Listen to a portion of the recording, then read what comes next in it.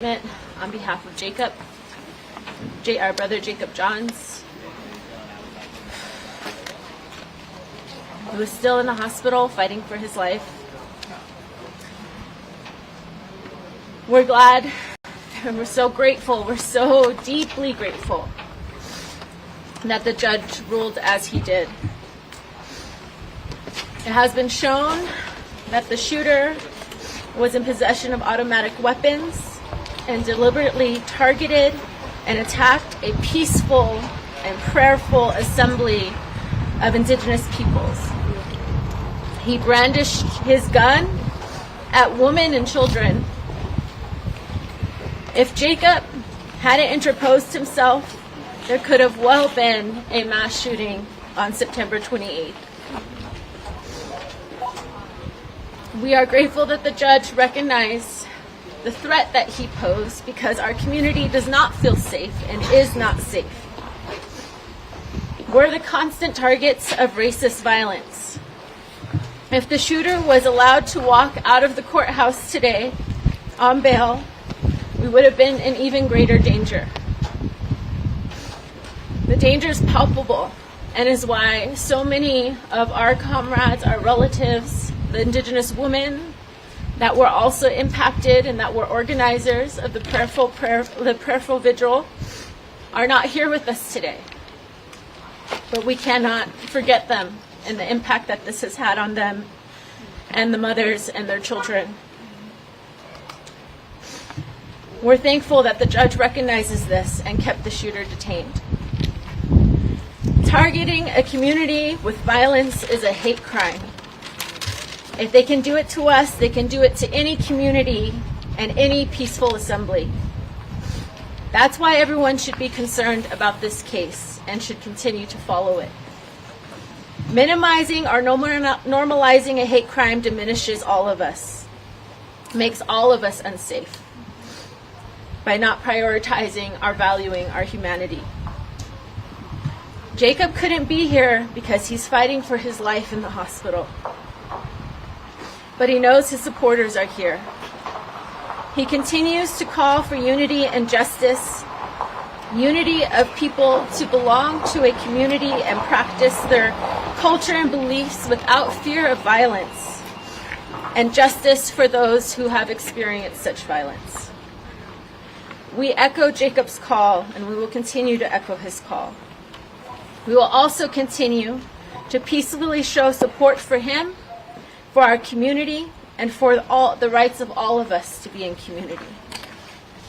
I would like to reiterate some of the things that came up in court today to paint a better picture of what actually went on September 28th.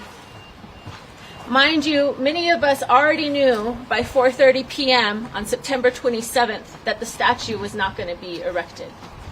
This was a public notice that was already put out and that was determined through democratic process.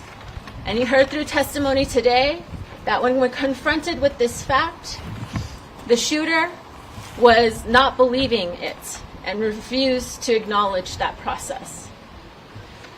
What you didn't hear in court today is the many times that he proclaimed himself to be a QAnon believer and follower. And the way that he targeted an event that emphasizing that he felt his life was in danger because of our peacekeepers, but never once emphasizing that the majority of the people who were congregating were women, children, and elders, families that were sharing food, sharing prayer, sharing medicines, and sharing words of celebration, commending the democratic process that led to the Oñate statue not being re-erected that day.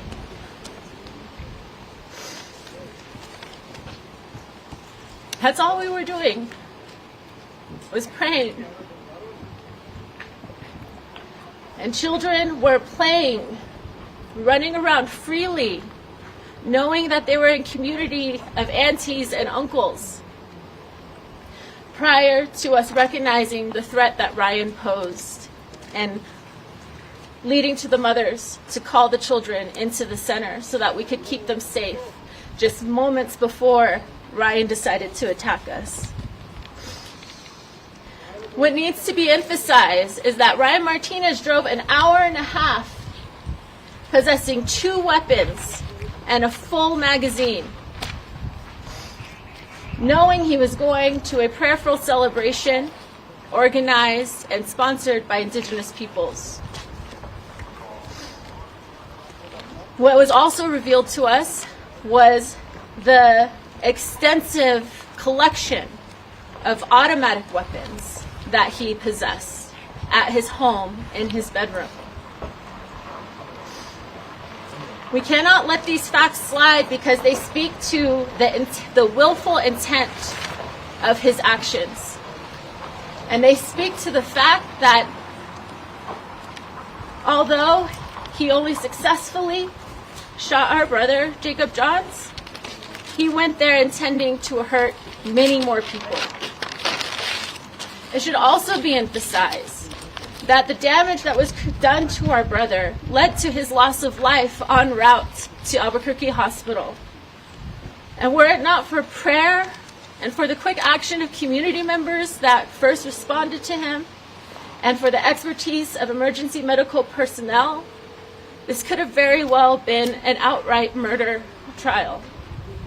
We are grateful it's not, but we are also grateful that our brother is strong of heart and strong of mind despite his condition and the way that he's having to fight for his life right now, to still prioritize and center the fact that he wants justice for the community that was targeted, that he wants to ensure that what doesn't get lost in this narrative is that he's not the only victim.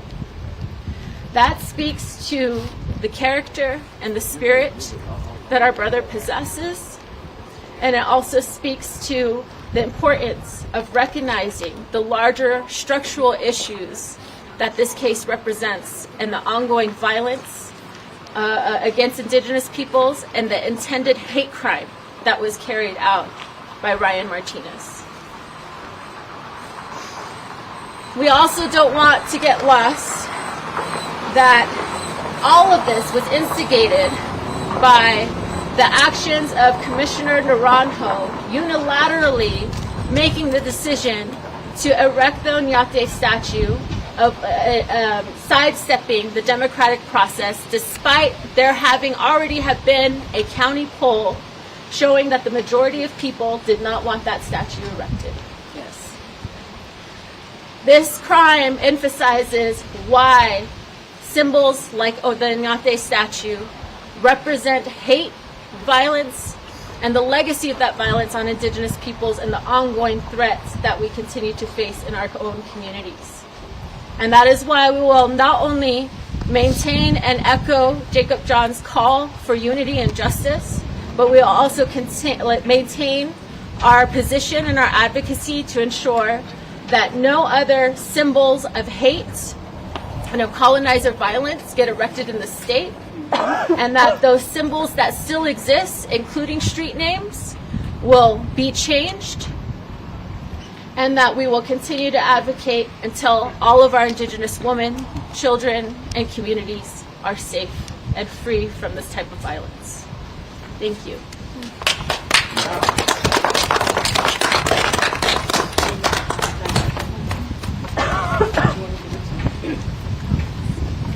I forgot, I swapped off.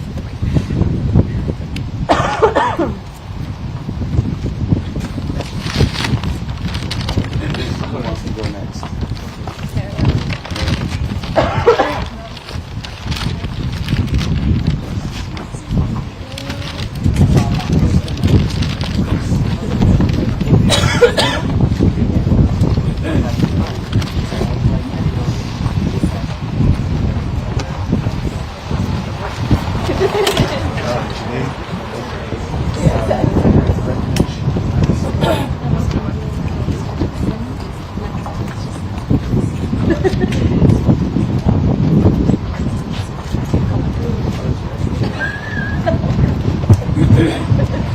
Good afternoon.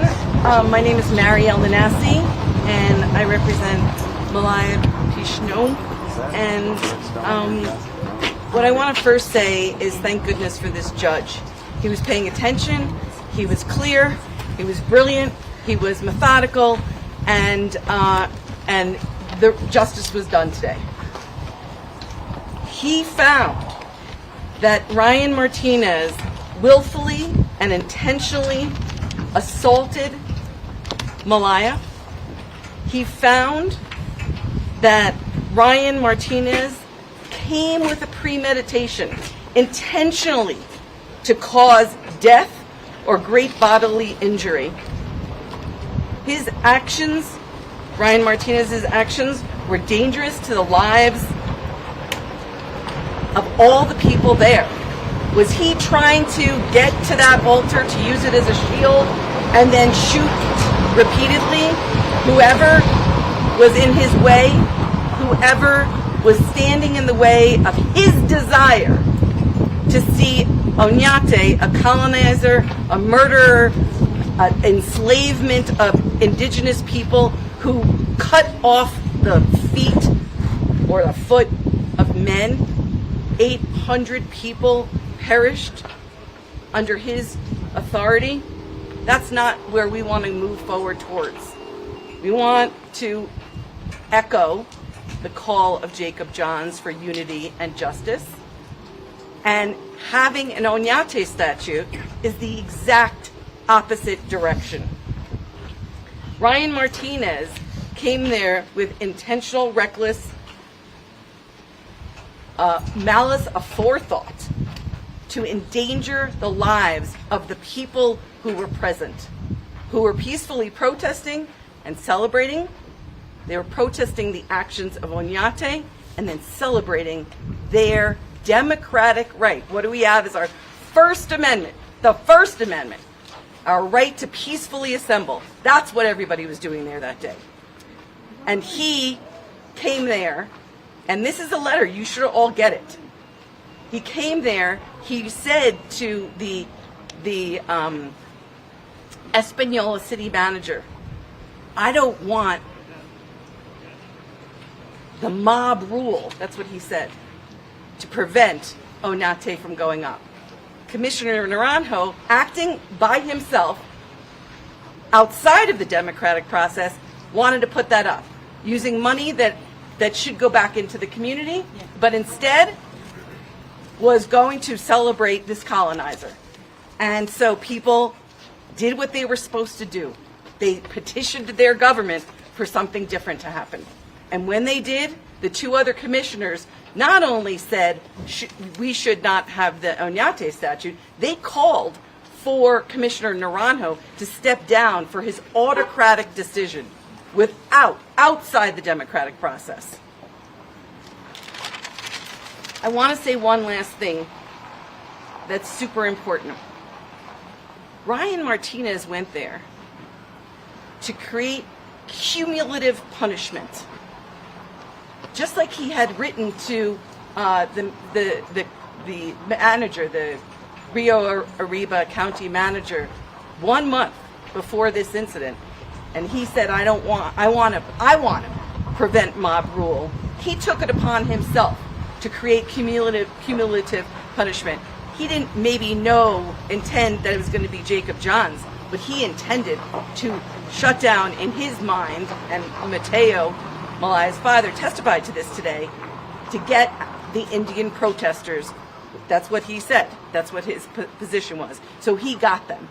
And if it wasn't for Jacob Johns' courage, there would have been more people possibly murdered and certainly injured. Commissioner Naranjo put the community at risk by taking this unilateral action. Rather than protect the community, he was reckless. He should resign from his position because he was instigating racist violence, not being a leader for the entire community. Thank you.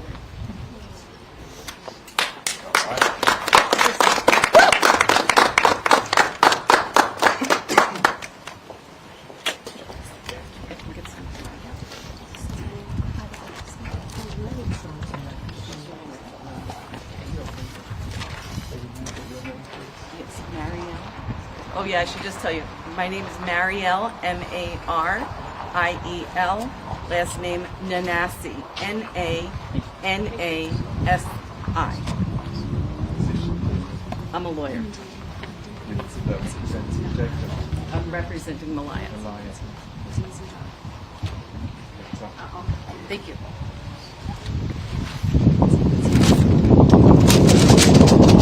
Good afternoon, everyone. My name is Nathana Bird.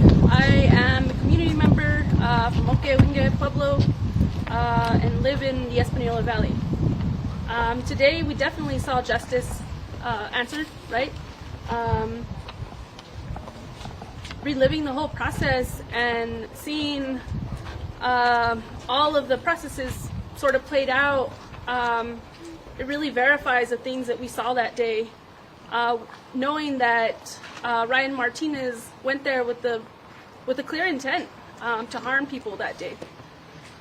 For us, it was a relief to hear the alignment of the judge to really bring this case to the next level and to hold him accountable for his actions.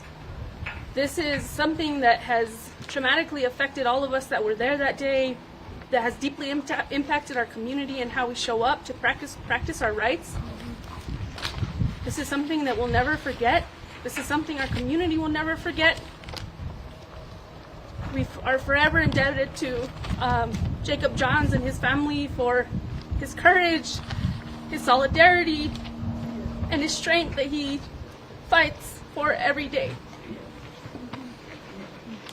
Sitting in that courtroom, just thinking about how many other lives could have been lost and how many other leaders and the men in our community that stood up for us could have been lost that day.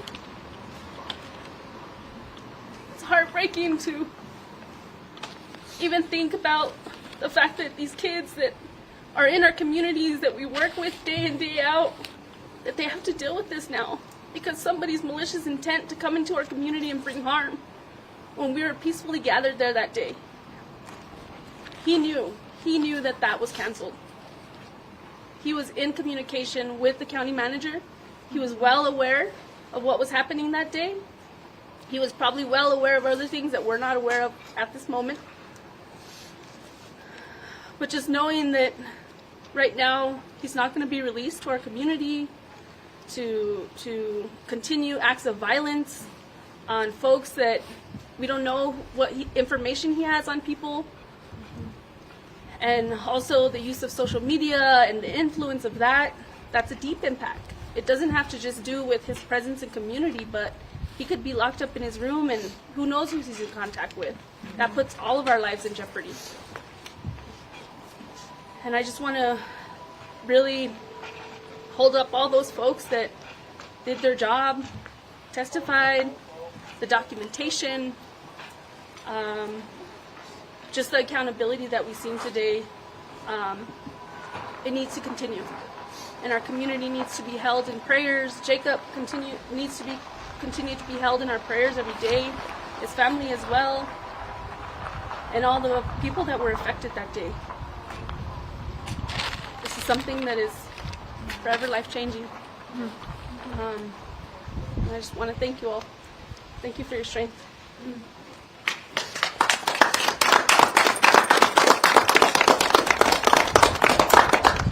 Thank you. If any of the press would like to ask further questions, people will be ready to give statements afterwards as well.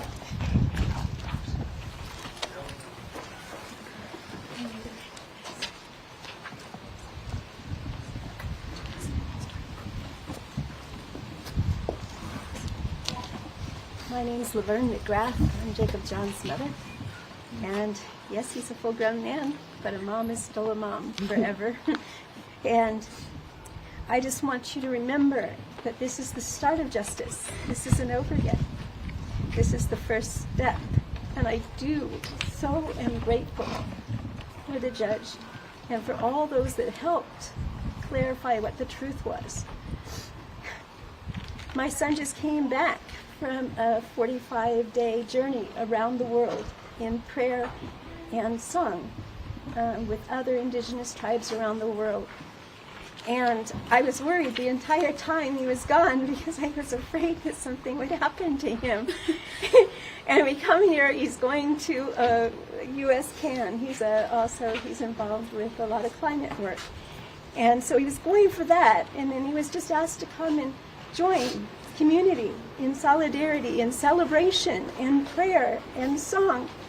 And I talk to my son every day, and I have no idea. But my son stands for unity and justice. He stands for helping the world and helping people. We're not a hateful people.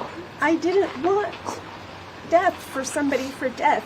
Hate for hate doesn't work. Vengeance is not what we are. However, safety for the protection of all is really important. Yeah. And this man is not safe out in society. You know, my son was there saying, I just wish he understood. He's young. I wish he understood. Yeah. I wish it was different. Sad. I'm sad. You know, he used to have, someday he had to have been a cute baby, you know, and I'm sad. But I'm really honored for all of the support that's been given to this community, to my son. We've had beautiful people all over the place joining hands. He's got people from around the world joining hands in prayer. And yeah, my son is still fighting for his life, but as a mom, I have to project. I'm positive he's going to be okay. He's got to be okay. Yeah. And I know he's going to keep working, but I also know that it can't be pushed under the rug, because it's very important for Indigenous people.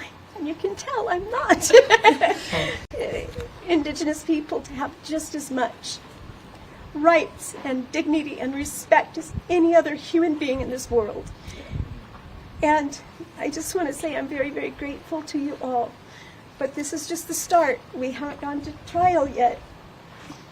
And I just want to say how grateful I am. And on behalf of Jacob, he wants to share your love to you. So thank you.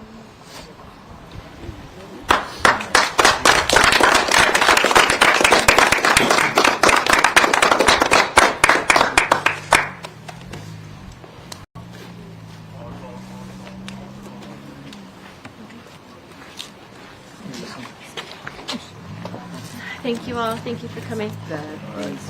Thank you.